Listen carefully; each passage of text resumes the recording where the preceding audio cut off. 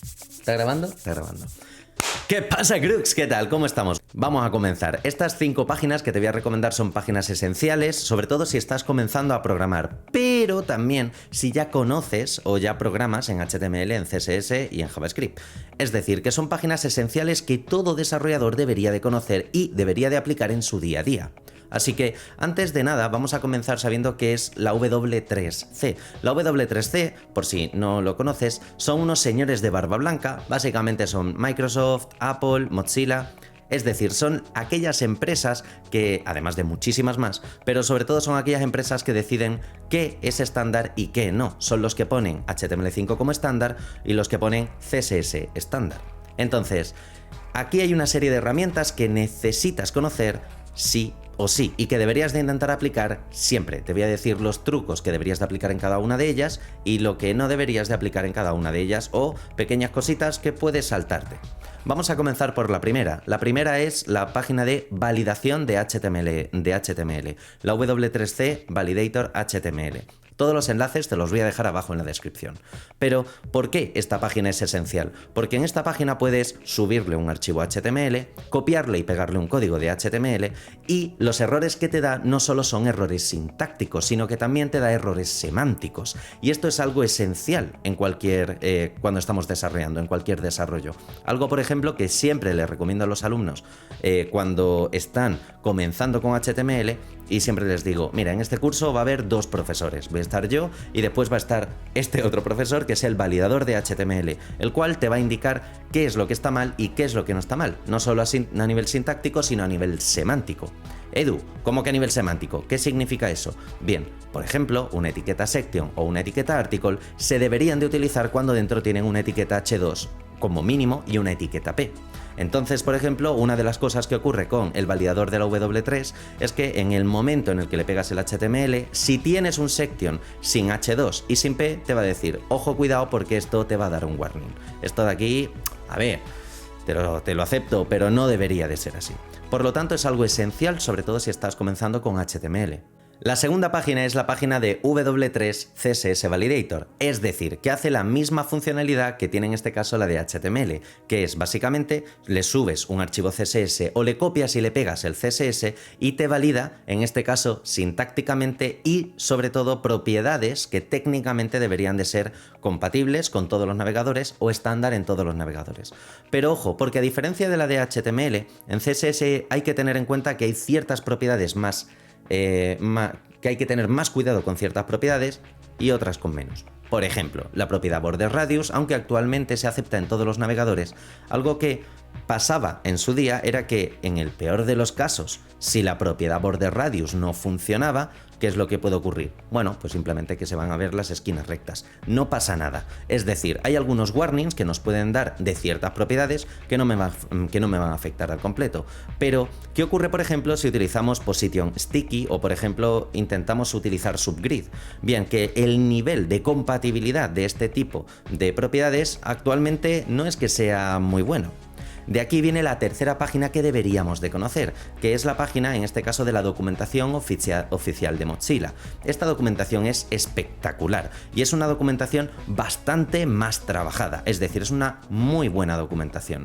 No llega al nivel de la documentación original propia de la W3, pero bueno, por lo menos tiene muchísima información y además también justo en la parte inferior no solo tiene ejemplos, sino que además en la parte inferior lo que contiene son tablas de compatibilidad con diferentes navegadores, cosa bastante interesante. Por lo tanto, al tener toda esta compatibilidad y todos estos pequeños detallitos, esta página es esencial, sobre todo para conocer no solo la sintaxis, sino también el ámbito semántico de cada una de las etiquetas.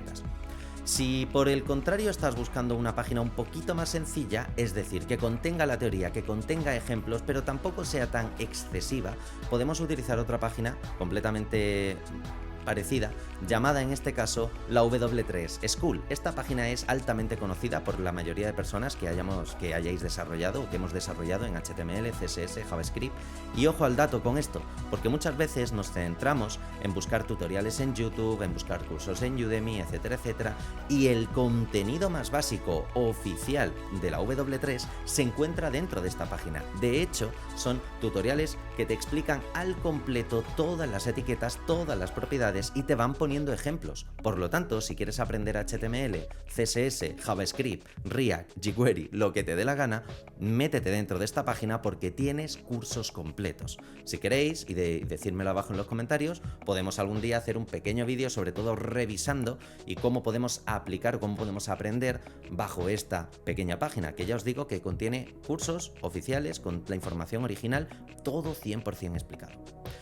Además de esto existen como dos páginas extra, es decir, una quinta que tenía pensada y una sexta que creo que puede ser súper útil.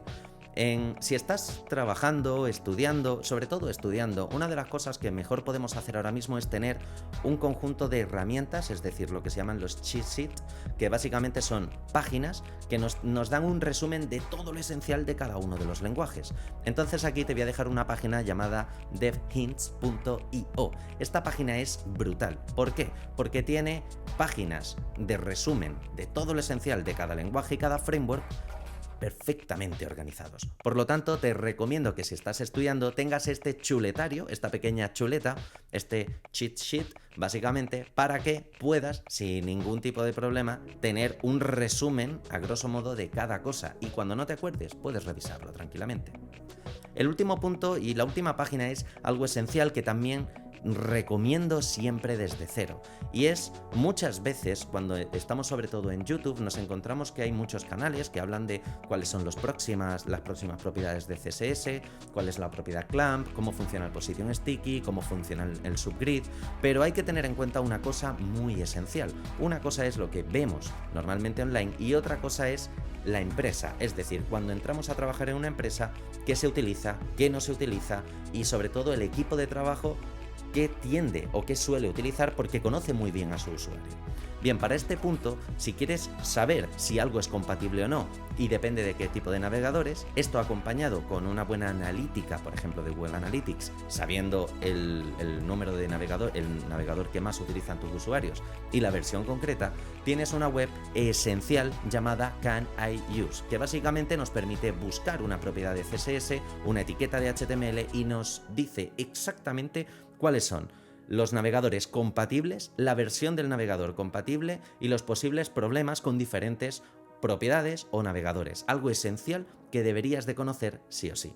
De hecho, por ejemplo, esta última página yo la utilizo constantemente. Por ejemplo, cuando me encuentro en algún tipo de proyecto y el cliente me pregunta, oye, quiero hacer esto, o por ejemplo, estoy en una agencia de publi y mi director creativo me dice, quiero poder utilizar el blend mode, quiero saber si puedo multiplicar, si puedo dividir, si puedo ejecutar el brillo, el filtro, el blur.